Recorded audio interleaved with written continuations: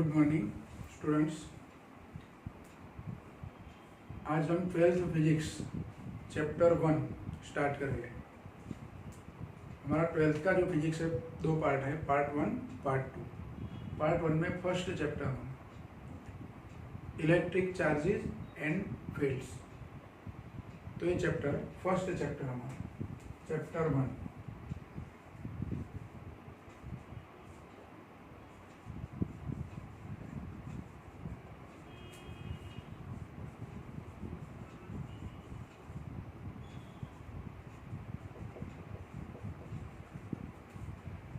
Electric charges and fields. ये chapter exam में 7 marks का है, बोर्ड एग्जाम के लिए। हमारे गुजरात बोर्ड में बोर्ड एग्जाम में ये चैप्टर, इसका वेटेज है 7 मार्क्स। टाइटल है electric charges and fields. Fields के बारे में बाद में बात करेंगे। इलेक्ट्रिक चार्जेस, ये इलेक्ट्रिक चार्ज क्या है? तो 11th में हमने ग्रेविटेशनल फोर्स ये सीखा है, Newton's law of gravitational force. तो ग्रेविटेशनल फोर्स का फॉर्मूला क्या था? तो gravitational force F equal to Gm1m2 upon r², ये फॉर्मूला था। ग्रेविटेशनल फोर्स कब प्रोड्यूस होगा? तो दो मासेज हो गए, m1 और m2।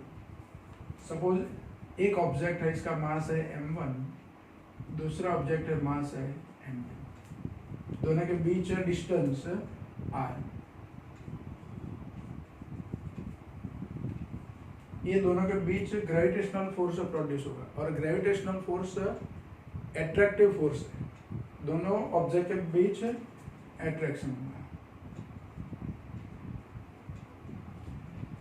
ये फोर्स का रीजन क्या है? Gravitational force due to mass of object. इसका रीजन ये है, कोई ऑब्जेक्ट का मास है तो इसके आसपास इसके नियर कोई पर्टिकुलर एरिया में ग्रेविटेशनल फील्ड होगा, और ग्रेविटेशनल फील्ड में दूसरा जो ऑब्जेक्ट होगा जिसका कोई पर्टिकुलर मास है तो इसके ऊपर ग्रेविटेशनल फोर्स क्रिएट होगा।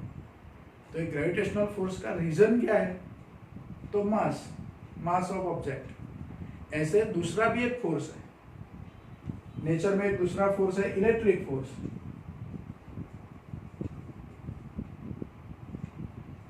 Electric force. तो ग्रेविटेशनल फोर्स दो ऑब्जेक्ट जिसका कोई पर्टिकुलर मास होगा इसके बीच क्रिएट होगा। तो इलेक्ट्रिक फोर्स का रीजन क्या होगा? तो सपोज हमारे पास कोई पॉइंट ऑब्जेक्ट है जिसका मास तो है, और दूसरा भी कोई पॉइंट ऑब्जेक्ट है, इसका भी मास है, लेकिन एक और प्रॉपर्टी है पार्टिकल की। सपोज ये प्रोटॉन है और ये भी एक प्रोटॉन है, तो प्रोटॉन का मास तो होगा ही। तो मैं लिखता हूँ मास ऑफ प्रोटॉन मतलब mp, तो ये भी मास ऑफ प्रोटॉन मतलब mp। दोनों के मास की वजह से दोनों के बीच कौन सा फोर्स होगा? Gravitational force. लेकिन ये दो प्रोटॉन के बीच एक और फोर्स क्रिएट होता है, दूसरा भी एक फोर्स है। ग्रेविटेशनल फोर्स है, एट्रैक्टिव फोर्स है, ये दोनों के बीच अट्रैक्शन होगा। लेकिन दूसरा एक रिपल्सिव फोर्स है, और ये रिपल्सिव फोर्स, ये फोर्स है हमारा इलेक्ट्रिक फोर्स। देखो ग्रेविटेशनल फोर्स में कंपल्सरी एट्रैक्टिव फोर्स ही है। Gravitational force compulsory attractive force है। इलेक्ट्रिक फोर्स में दो पार्टिकल के बीच एट्रैक्शन भी हो सकता है या रिपल्जन भी हो सकता है। अभी दोनों मैंने प्रोटॉन लिए, हमें पता है प्रोटॉन क्या है, तो दोनों प्रोटॉन लिए तो दोनों प्रोटॉन के बीच रिपल्सिव फोर्स होगा। अब यहाँ पर दो फोर्सेज है, एक ग्रेविटेशनल फोर्सेज जो एट्रैक्टिव फोर्स है, और दूसरा है इलेक्ट्रिक फोर्स जो रिपल्सिव फोर्स। लेकिन दोनों में से ज्यादा फोर्स कौन सा है? तो नेचर में जितने बेसिक फोर्सेस है हमारे, फंडामेंटल फोर्सेस है, 4 फोर्सेस है फंडामेंटल। इसमें से एक फोर्स इलेक्ट्रिक फोर्स है, इसको हम इलेक्ट्रोमैग्नेटिक फोर्स भी कहते हैं जनरल, और एक ग्रेविटेशनल फोर्स। ये दोनों फंडामेंटल फोर्सेस है। तो इसमें से इलेक्ट्रिक फोर्स इसका मैग्नीट्यूड ज़्यादा है, किसके कंपैरिजन में? ग्रेविटेशनल फोर्स के कंपैरिजन में। तो अभी यहाँ पर ग्रेविटेशनल फोर्स जो एट्रैक्टिव फोर्स है ये भी हुआ, और दूसरा फोर्स है इलेक्ट्रिक फोर्स, लेकिन मैग्नीट्यूड किसका ज़्यादा है? तो इलेक्ट्रिक फोर्स का। तो रिजल्टेंट इफेक्ट जो हमें मिलेगा फोर्स में, वो कौन सा फोर्स होगा? रिपल्सिव फोर्स होगा। मतलब इलेक्ट्रिक फोर्स की कंपैरिजन में हम ग्रेविटेशनल फोर्स को निग्लेक्ट कर सकते हैं। तो अब दो प्रोटॉन के बीच कौन सा फोर्स रहा? तो इलेक्ट्रिक फोर्स। और दोनों प्रोटॉन है, दोनों का चार्ज सेम है, सिमिलर चार्ज है दोनों पर, तो रिपल्सिव फोर्स होगा। सपोज हम दोनों इलेक्ट्रॉन लेते हैं, तो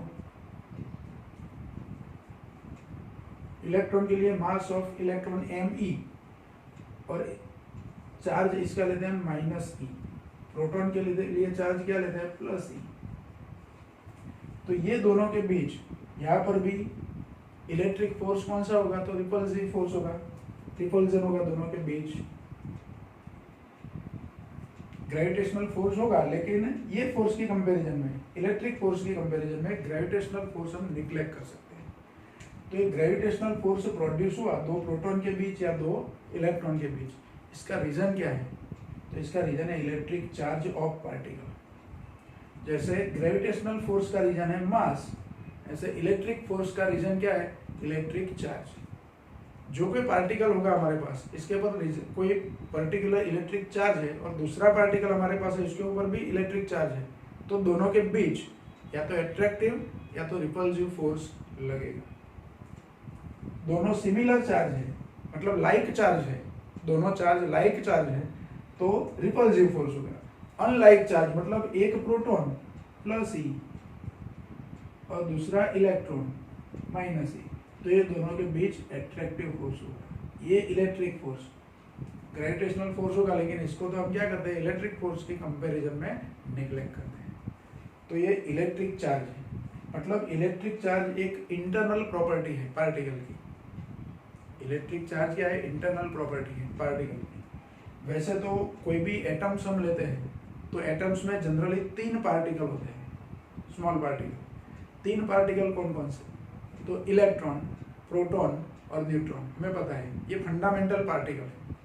वैसे तो ऐसे फंडामेंटल पार्टिकल बहुत ज़्यादा है, लेकिन जनरली एटम्स में इसके कंस्ट्रक्शन में 3 पार्टिकल हम लेते हैं।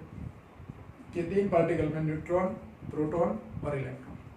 न्यूट्रॉन न्यूक्लियस में होता है, प्रोटॉन न्यूक्लियस में होता है और इलेक्ट्रॉन एक्सटर्नल ऑर्बिट में मूव करता है। तो ये हमें पता है। इसमें से न्यूट्रॉन जो है, इसका कोई चार्ज नहीं है, इलेक्ट्रिक चार्ज नहीं है, न्यूट्रल है। न्यूट्रॉन कैसा है पार्टिकल? न्यूट्रल। प्रोटॉन तो इसका चार्ज हम पॉजिटिव लेते हैं, और इलेक्ट्रॉन इसका चार्ज ऑपोजिट है प्रोटॉन से, मतलब इसका साइन हमने नेगेटिव कंसीडर किया। प्रोटॉन के लिए पॉजिटिव साइन लिया, इलेक्ट्रॉन के लिए नेगेटिव साइन लिया। तो जनरली बेसिक जो इलेक्ट्रिक पार्टिकल है, चार्ज जो है, 2 टाइप के हैं, एक पॉजिटिव चार्ज, एक नेगेटिव चार्ज। तो ये चार्ज की बात हुई। और इलेक्ट्रॉन, चार्ज ऑफ इलेक्ट्रॉन क्या है? तो इसका वैल्यू हम लेते हैं E = -1.6 10⁻⁻19 कूलम। ये आपको पता होगा, 10th में था। Charge of electron -1.6 × 10⁻⁻19 coulomb. Charge of proton तो +1.6 × 10⁻⁻19 कूलम। दोनों का मैग्नीट्यूड सेम है, 1.6 10⁻⁻19 कूलम, लेकिन साइन ऑपोजिट लिया हम। इलेक्ट्रॉन है तो नेगेटिव चार्ज, प्रोटॉन है तो पॉजिटिव चार्ज। इलेक्ट्रॉन के लिए हम E- ऐसा लिख सकते हैं, प्रोटॉन के लिए E+ ऐसा लिख सकते हैं। लेकिन जब भी हमें जरूरत पड़ेगी सिर्फ मैग्नीट्यूड के लिए, तो चार्ज ऑफ इलेक्ट्रॉन सिर्फ मैग्नीट्यूड ही जरूरत है, 1.6 10⁻⁻19 लेंगे, मैग्नीट्यूड चाहिए तो, बराबर। तो ये हमें याद रखना है। वैसे मास ऑफ इलेक्ट्रॉन क्या है, इसका भी हमें जरूरत पड़ेगा। मास ऑफ इलेक्ट्रॉन क्या है? तो मास ऑफ इलेक्ट्रॉन 9.1 10⁻31 kg और मास ऑफ प्रोटॉन 1.67 × 10⁻27 kg। देखो एग्जैक्ट लेना है तो मास ऑफ प्रोटॉन 1.673 इंटू 10⁻⁻27 और mass of neutron 1.675 into 10⁻⁻27 kg। देखो ये दोनों का मास अप्रोक्स सेम ही है 1.67, डेसिमल पॉइंट के बाद 2 डिजिट तो दोनों में सेम है। यहाँ पर थर्ड डिजिट है 3 प्रोटॉन में, न्यूट्रॉन में थर्ड डिजिट क्या है 5, थोड़ा ज़्यादा है माइनर। तो जब हमें कभी ज़रूरत पड़ेगी suppose mass of proton mass of neutron तो दोनों का मास अप्रोक्स इक्वल लेते हैं। न्यूक्लियर फिजिक्स में जब लेना है तो थोड़ा डिफरेंस लेंगे, लेकिन जनरली दोनों का मास क्या लेगा 1.67 10⁻⁻27 kg। तो ये mass of electron mass of proton mass of neutron ये हमें याद रखना है। फिर ये इलेक्ट्रिक चार्ज और इलेक्ट्रिसिटी, इसका इम्पोर्टेंट इतना ज़्यादा क्यों है? हमारा फैन चलता है, लाइट चलती है, इलेक्ट्रिक इंस्ट्रूमेंट जो हम चलाते हैं, इसमें इलेक्ट्रिसिटी में इलेक्ट्रिसिटी का इतना ज़्यादा इम्पोर्टेंस क्यों है? तो चार्ज को हम एक ऑब्जेक्ट पर से दूसरे ऑब्जेक्ट पर ट्रांसफर कर सकते हैं। इलेक्ट्रिक चार्ज को एक ऑब्जेक्ट पर से दूसरे ऑब्जेक्ट पर क्या कर सकते हैं? ट्रांसफर कर सकते हैं। इसके कुछ टेक्निक्स हैं। तो ये ट्रांसफर कैसे कर सकते हैं? सपोज हमारे पास एक ग्लास रॉड है, ऐसे पेयर है, ग्लास रॉड और सिल्क क्लॉथ। तो प्लास्टिक रॉड है तो इसके सामने कैट फर है, जिसको हम सिर्फ फर भी कह सकते हैं, कैट फर। तो ग्लास रोड और सिल्क क्लॉथ, हमारे पास ये सपोज ग्लास रोड है और सिल्क क्लॉथ के साथ इसको रब करेंगे हम थोड़ी देर, सिल्क क्लॉथ के साथ ग्लास रोड को रब करेंगे तो क्या होगा? तो इलेक्ट्रिक चार्ज एक ऑब्जेक्ट पर से दूसरे ऑब्जेक्ट पर ट्रांसफर होगा, मतलब कि ग्लास रोड पर से सिल्क क्लॉथ पर ट्रांसफर होगा। ऐसा पेयर है, suppose glass rod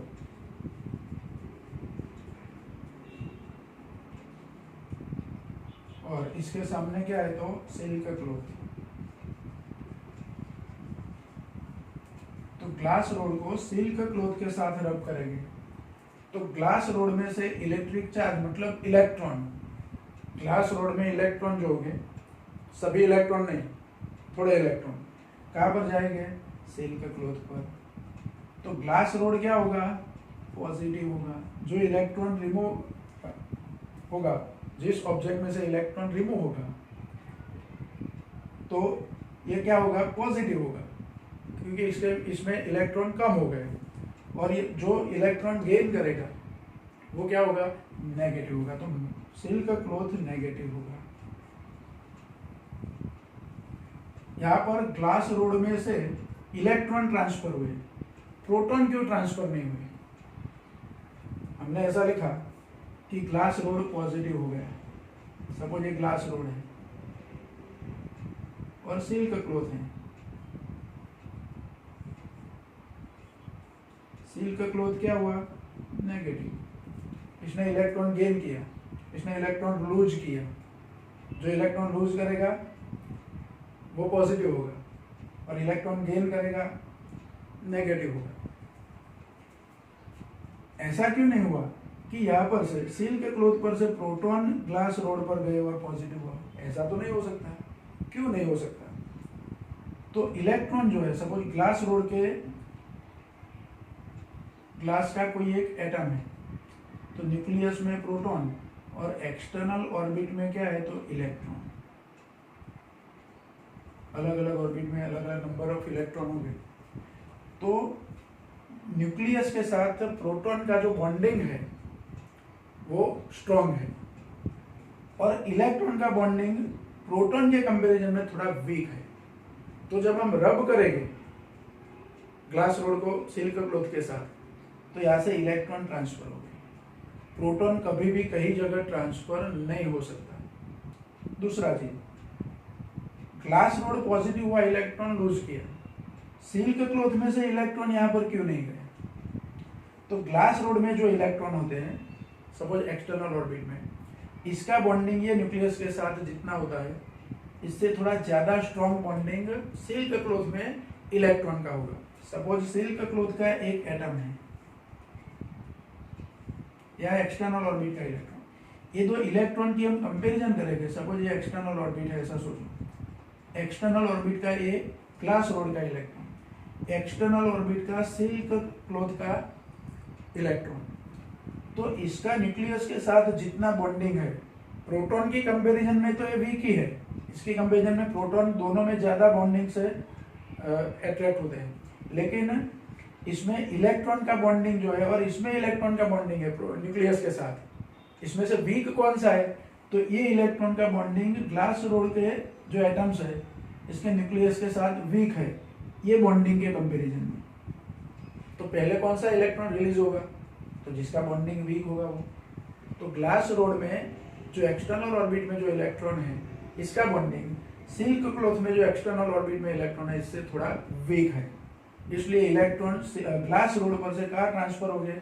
silk cloth पर। ये पैर में ऐसा होगा। कहीं भी आप ग्लास रोड ले लो और एक सिल्क क्लॉथ ले लो, तो ग्लास रोड पर आप रब करोगे सिल्क क्लॉथ के साथ, तो ग्लास रोड में से इलेक्ट्रॉन रिलीज हो गए और कहाँ पर जाएंगे? तो सिल्क क्लॉथ पर। मतलब सिल्क क्लॉथ इसने इलेक्ट्रॉन गेन किया तो ये नेगेटिव चार्जेज हो गए, इसने इलेक्ट्रॉन रिलीज किया, यहाँ से इलेक्ट्रॉन रिलीज हुए तो सिल्क क्लॉथ पर गए, इलेक्ट्रॉन रिलीज हुआ तो ये क्या हुआ?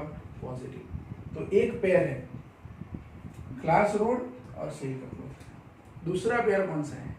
तो दूसरा पेयर जो है वो प्लास्टिक रोड और कैट फर।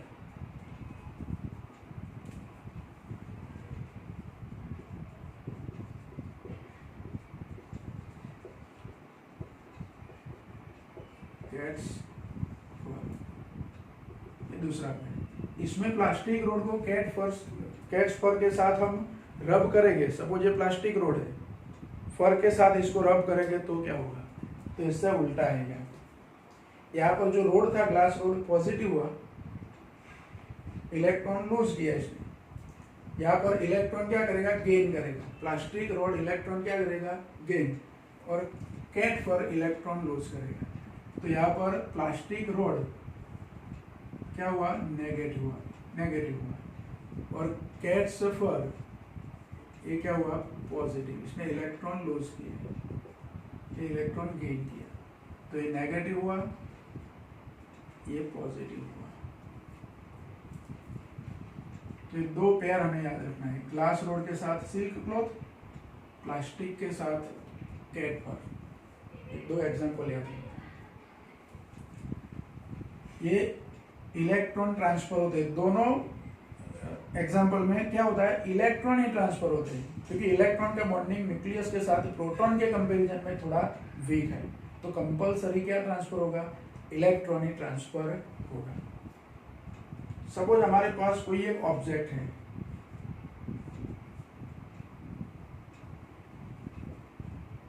प्लास्टिक रॉड ही लेते हैं, ये प्लास्टिक रॉड है, इसको हमने फर के साथ अभी रब नहीं किया है, तो इसमें प्रोटॉन और इलेक्ट्रॉन हो गए। तो प्रोटॉन और इलेक्ट्रॉन दोनों हैं। प्लास्टिक के जितने भी एटम है, हर एक एटम में क्या होगा? तो हर एक एटम में प्रोटॉन और इलेक्ट्रॉन तो हो गए, न्यूट्रॉन है लेकिन न्यूट्रॉन की बात अभी नहीं करते। तो इसमें जितने नंबर ऑफ प्रोटॉन्स है टोटल न्यूक्लियस में, सभी न्यूक्लियस में, सभी एटम्स के जितने भी न्यूक्लियस है, जितने एटम्स हो गए इतने न्यूक्लियस हो गए, सभी न्यूक्लियस में प्रोटॉन्स हो गए। तो यहाँ पर नंबर ऑफ प्रोटॉन्स और एक्सटर्नल ऑर्बिट में, सभी एटम्स के एक्सटर्नल ऑर्बिट में जितने भी इलेक्ट्रॉन हो गए, number of electron, number of proton, suppose Np, number of electron Ne, तो ये दोनों नंबर क्या हो गए? सेम। मतलब number of proton equal to number of electron. अब दोनों का चार्ज तो इक्वल ही है मैग्नीट्यूड में, लेकिन ऑपोजिट साइन है। तो टोटल नंबर ऑफ प्रोटॉन और टोटल नंबर ऑफ इलेक्ट्रॉन, सभी का चार्ज का हम जो टोटल करेंगे, तो total charge Q equal to क्या होगा? 0 होगा। ये ऑब्जेक्ट, सपोज ये ऑब्जेक्ट प्लास्टिक रोड है, तो इसका टोटल चार्ज या तो नेट चार्ज 0 होगा। इलेक्ट्रिक चार्ज के लिए सिंबल हम यूज करते हैं Q, कैपिटल Q या तो स्मॉल q। तो ये टोटल चार्ज या तो net charge on the object क्या होगा? 0। फिर कैट स्पर है हमारे पास। तो इनिशियली जब इसको रब नहीं किया है प्लास्टिक रॉड के साथ, तो इसमें भी टोटल चार्ज क्या होगा, 0, या तो नेट चार्ज क्या होगा, 0। फिर प्लास्टिक रॉड को हम रब करते हैं फर के साथ, तब ट्रांसफर होता है चार्ज। अभी देखो दोनों का टोटल चार्ज कितना है इनिशियली, तो 0 है, क्योंकि प्लास्टिक रॉड में टोटल चार्ज 0, कैट स्पर में टोटल चार्ज 0, मतलब दोनों चार्ज Q = 0, Q = 0, दोनों का टोटल करेंगे तो भी आंसर क्या होगा, 0। अब क्या होगा, तो प्लास्टिक रॉड को हम रब करेंगे कैट स्पर के साथ, रब करने के बाद दोनों चार्ज होगा, दोनों पर नेट चार्ज 0 नहीं होगा, मतलब यहाँ पर नेगेटिव चार्ज होगा, यहाँ पर पॉजिटिव चार्ज होगा। यहाँ पर नेगेटिव चार्ज है सपोज -Q जितना चार्ज है, यहाँ पर पॉजिटिव चार्ज है सपोज +Q। अब दोनों का टोटल करो, +Q -Q, तो भी नेट चार्ज तो क्या होगा, 0, दोनों का मिला के। तो यहाँ क्या हुआ, तो सिर्फ चार्ज ट्रांसफर हुआ एक ऑब्जेक्ट पर से दूसरे ऑब्जेक्ट पर, लेकिन इलेक्ट्रिक चार्ज का कंजर्वेशन हुआ। मतलब इनिशियली जो इलेक्ट्रिक चार्ज था, इतना चार्ज रब करने के बाद ही रहेगा टोटल चार्ज। सिर्फ प्लास्टिक रॉड का मैं चार्ज अब काउंट करता हूँ रब करने के बाद, तो इसने इलेक्ट्रॉन गेन किए, मतलब इसका चार्ज टोटल चार्ज पहले इनिशियल 0 था, अब 0 नहीं है, अब -Q हो गया। लेकिन कैट स्पर जो है, इसका भी चार्ज इनिशियली 0 था, अब +Q हो गया। ये -Q और +Q का टोटल करेंगे तो नेट चार्ज दोनों ऑब्जेक्ट का मिला के नेट चार्ज तो 0 ही रहेगा, मतलब जितना इनिशियल था इतना फाइनल चार्ज रहेगा। इसको हम कहते हैं कंजर्वेशन ऑफ इलेक्ट्रिक चार्ज। तो ये एग्जांपल भी यहाँ से हम ले सकते हैं। इसमें भी ऐसा होगा, इनिशियली दोनों में चार्ज 0 होगा, ग्लास रोड को सिल्क क्लॉथ के साथ रब करने के बाद टोटल चार्ज करेंगे दोनों का तो 0 होगा। सेपरेट चार्ज हम काउंट करेंगे तो इसके ऊपर पॉजिटिव होगा, इसके ऊपर नेगेटिव, लेकिन दोनों का टोटल करेंगे तो आंसर क्या आएगा, 0 आएगा। तो नेचर में कोई ऑब्जेक्ट ऐसे होते हैं, सपोज ये पेन है मेरे पास, तो अभी मैं इसके ऊपर चार्ज काउंट करता हूँ तो नेट चार्ज 0 मिलता है, मतलब ये न्यूट्रल है। इलेक्ट्रिकल चार्ज की कंपैरिजन में करेंगे इसके साथ, तो ये क्या है, न्यूट्रल है। इसके ऊपर नेट चार्ज 0 है, मतलब अंदर प्रोटॉन और इलेक्ट्रॉन दोनों का नंबर क्या है, सेम है। अब इसको मुझे चार्ज करना है। सपोज ये प्लास्टिक रॉड था हमारे पास, इनिशियल क्या था, तो चार्ज नहीं था, इसको चार्ज करना था, तो फर के साथ हमने क्या किया, इसको रब किया, तो ये भी चार्ज हो गया, ये भी चार्ज हुआ, लेकिन अपोजिट चार्ज हुआ दोनों पर कौन सा चार्ज हुआ, अपोजिट चार्ज। ये ऑब्जेक्ट है मेरे पास, इसके ऊपर चार्ज है कि नहीं, मुझे देखना है कि ये पेन पर नेट चार्ज 0 है या नहीं है, चेक करना है। तो कैसे चेक कर सकेंगे, तो कोई ऑब्जेक्ट पर नेट चार्ज 0 है या नहीं है, ये चेक करना है तो हमारे पास एक इलेक्ट्रोस्कोप होना चाहिए। चार्ज में सपोज चेक करना है कोई ऑब्जेक्ट पर, तो कौन सा इंस्ट्रूमेंट चाहिए, इलेक्ट्रोस्कोप, सिंपल इलेक्ट्रोस्कोप। हम घर पर भी बना सकते हैं। कैसे बनाते हैं इलेक्ट्रोस्कोप, ये देखते हैं।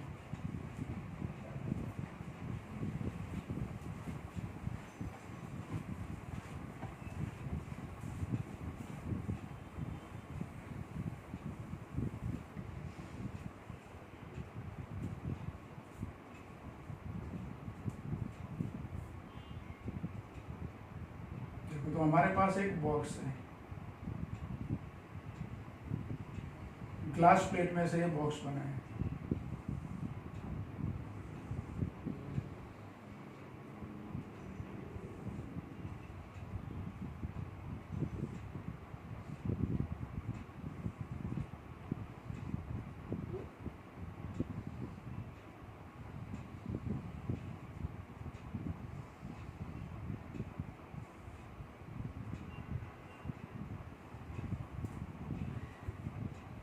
एक बॉक्स है, यहाँ पर एक होल है और इसमें से एक रॉड, सपोज ये एल्यूमिनियम रॉड है, ऊपर एक स्मॉल स्फीयर है, मेटल स्फीयर, और नीचे सपोज हमने एक गोल्ड फॉइल हमें पता है, तो गोल्ड फॉइल मतलब एक थीन गोल्ड फॉइल, बहुत थीन, इसका एक स्मॉल पार्ट है गोल्ड,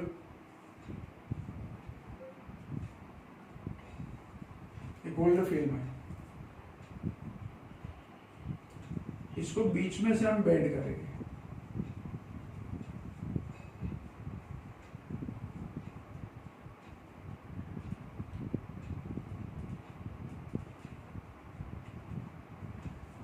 बीच में से फोल्ड किया हमने, ये बीच में से इसको फोल्ड करके यहाँ पर हमने ज्वाइन किया है। ये थीन गोल्ड फिल्म है, मतलब फॉइल, गोल्ड फॉइल। ये दोनों एंड, इसका लेंथ हम सेम रखेंगे, दोनों का लेंथ क्या रखेंगे, सेम।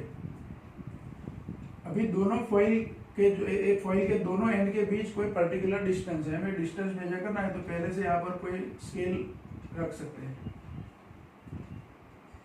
अब ये तो हो गया हमारा इलेक्ट्रोस्कोप कैसे बनता है।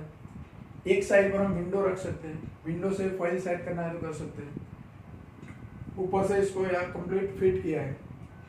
अब हमारे पास कोई ऑब्जेक्ट है, सपोज प्लास्टिक रॉड है। प्लास्टिक रॉड, हमें पता नहीं है कि प्लास्टिक रॉड पर चार्ज जो है नेट चार्ज 0 है या नेट चार्ज 0 नहीं है, अभी हमें पता नहीं, हमें पता करना है कि इसके ऊपर चार्ज है कि नहीं। तो क्या करेंगे, तो ये प्लास्टिक रॉड को इस स्फीयर के साथ टच करेगी,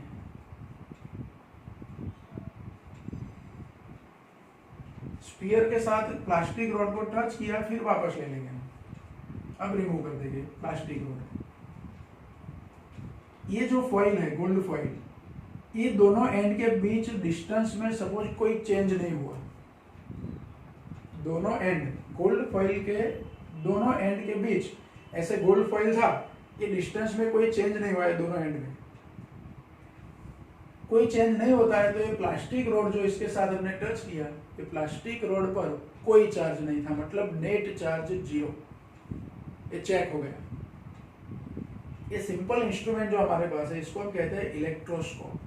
क्या कहते हैं, इलेक्ट्रोस्कोप। इसमें एक एल्यूमिनियम रॉड है, मेटल स्फीयर है, कोई भी मेटल, एल्यूमिनियम का भी हो सकता है, और ये गोल्ड फॉइल है। इसको मेटल, जो मेटल का रॉड था एल्यूमिनियम का, इसके दूसरे एंड पर, एक एंड पर स्फीयर है, दूसरे एंड पर इसको हमने स्टिक किया है, बीच में कोई ग्लू या ऐसी कोई ऑब्जेक्ट से इसको यहाँ पर ज्वाइन किया है गोल्ड फॉइल को, और इसको बीच में से फोल्ड किया है, तो दोनों एंड के बीच कोई पर्टिकुलर डिस्टेंस होगा, मतलब एक दूसरे के साथ कंप्लीट ज्वाइन नहीं होंगे दोनों एंड, थोड़ा हम दूर रखेंगे।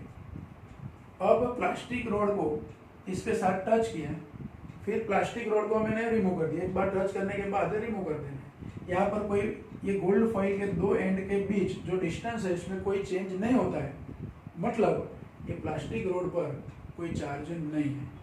सपोज प्लास्टिक रॉड को हमने यहाँ पर टच किया,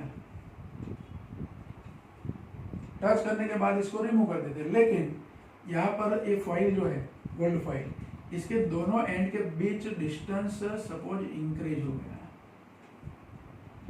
ये दोनों एंड के बीच डिस्टेंस क्या हुआ, इंक्रीज हो गया। तो इसका मतलब क्या है, ये गोल्ड फॉइल का एक एंड और ये दूसरा एंड, दोनों पर सेम चार्ज होगा, लाइक चार्ज, और दोनों लाइक चार्ज के बीच क्या होगा, तो रिपल्सन होगा। ये चार्ज कहाँ से आया, तो प्लास्टिक रॉड को हमने जब टच किया, तो प्लास्टिक रॉड सपोज इसके ऊपर चार्ज था, तो ये चार्ज ये स्फीयर के थ्रू ये रोड पर आएगा, और रोड थ्रू कहाँ पर जाएगा, फॉइल पर, और दोनों साइड पर इक्वल डिस्ट्रीब्यूट हो जाएगा जो भी चार्ज होगा। और दोनों पर चार्ज कौन सा होगा, ये प्लास्टिक रॉड पर चार्ज ऐसा नहीं होगा कि पॉजिटिव और नेगेटिव दोनों चार्ज नेट चार्ज होगी। प्लास्टिक रॉड है तो इसको हमने कैट फोर्स के साथ रब किया है, तो नेगेटिव चार्ज होगा, तो ये नेगेटिव चार्ज कहाँ गया, स्फीयर पर, स्फीयर पर से गया फॉइल पर वाया रॉड, और फॉइल पर, दोनों फॉइल पर सेम चार्ज हुआ, सिमिलर चार्ज हुआ, मतलब दोनों के बीच अट्रैक्शन रिपल्सिव फोर्स लगा। कौन सा फोर्स है, रिपल्सिव फोर्स। तो दोनों एक दूसरे से क्या हो गए, थोड़े डिस्टेंस ज़्यादा हो गए। तो इनिशियल डिस्टेंस जो कम था वो डिस्टेंस क्या हुआ, इंक्रीज हुआ। मतलब प्लास्टिक रॉड को इसके साथ टच करने के बाद ये फॉइल के दोनों एंड पर डिस्टेंस, जो दोनों एंड के बीच जो डिस्टेंस है वो डिस्टेंस इंक्रीज हुआ। तो क्या समझना है हमें, ये रॉड पहले से चार्ज था, मतलब इसके ऊपर कोई चार्ज है, मतलब net charge Q is not equal to 0। Suppose rod पर ज्यादा चार्ज है तो यहाँ पर ज्यादा चार्ज होगा, तो ज्यादा डिस्टेंस हो जाएगा फॉइल के दोनों एंड के बीच। सपोज रोड पर कम चार्ज है तो डिस्टेंस इंक्रीज होगा लेकिन कम इंक्रीज होगा, और चार्ज ज्यादा है तो ज्यादा चार्ज आएगा, ज्यादा चार्ज होगा तो रिपल्सिव फोर्स भी क्या होगा, ज्यादा होगा, तो दोनों के बीच डिस्टेंस ज्यादा इंक्रीज होगा। मतलब ये डिस्टेंस एक दूसरे के साथ कितने दूर जाते हैं, डिस्टेंस कितना इंक्रीज होता है, एक कौन से पॉइंट पर डिपेंड है, तो ये रॉड पर टोटल चार्ज क्या है, अभी डिस्टेंस इंक्रीज हुआ तो Q is not equal to 0, तो चार्ज कितना है उसके ऊपर डिपेंड है, डिस्टेंस क्या होगा। लेकिन एक इंस्ट्रूमेंट हमारा हो गया एक सिंपल इलेक्ट्रोस्कोप, या तो इसको गोल्ड लीफ इलेक्ट्रोस्कोप ऐसा भी कह सकते हैं, गोल्ड लीफ, क्योंकि हमने गोल्ड फॉइल यूज किया, गोल्ड लीफ इलेक्ट्रोस्कोप। दूसरा हमें एग्जांपल लेना है तो एक कागज का एक स्ट्रिप हो सपोज हमने लिया, बीच में से थोड़ा फोल्ड किया, फोल्ड करके एक मार्किंग हो गया यहाँ पर, फिर इसके ऊपर आयरन लगा दिया, गर्म कर दिया मतलब, तो क्या होगा, फिर इसको फोल्ड करेंगे तो ये दोनों एंड जो ऐसे हो गए,